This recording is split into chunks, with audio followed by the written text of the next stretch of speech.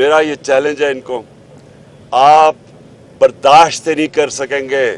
जिस दिन मैंने कॉल दी आप ये नहीं बर्दाश्त कर सकेंगे, क्योंकि लोग तो आगे निकाल रहे हैं, पब्लिक में आप नहीं निकल सकते।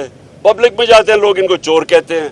वो सिंध के अंदर जो पीपल्स पार्टी वो छुपे हुए हैं, सारे जो बेचारे इस वक्त तकलीफ में लोग सिंध में हैं, वो पीपल्स पार्टी के कोई भी मेंबर ऑफ पार्लियामेंट भी चला जाए तो लोग आप जरा देखें उनसे क्या कर रहे हैं, क्योंकि उनको पता है इन्होंने चोरी कर करके पैसा सारा बाहर भेज दिया।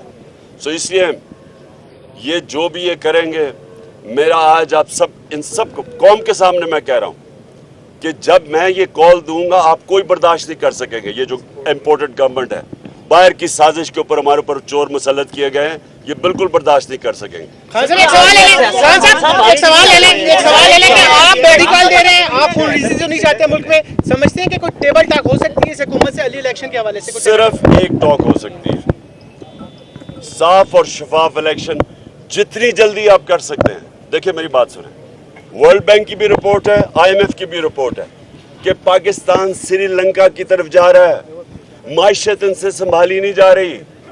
IMF के प्रोग्राम के बावजूद रुपया गिरता जा रहा है, महंगाई बढ़ती जा रही है, इंडस्ट्री बंद होती जा रही है, बेरोजगारी बढ़ती जा रही है।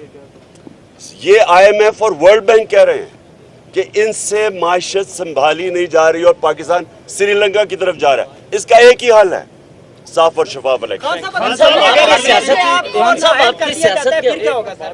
अगर तौहीन अदालत केस में आपको नाअहल कर दिया जाता तो फिर क्या होगा? देखिए वो तो अभी सब जुडिस है, वो तो अदालत के अंदर है, वो मैं जाऊंगा इंशाल्लाह।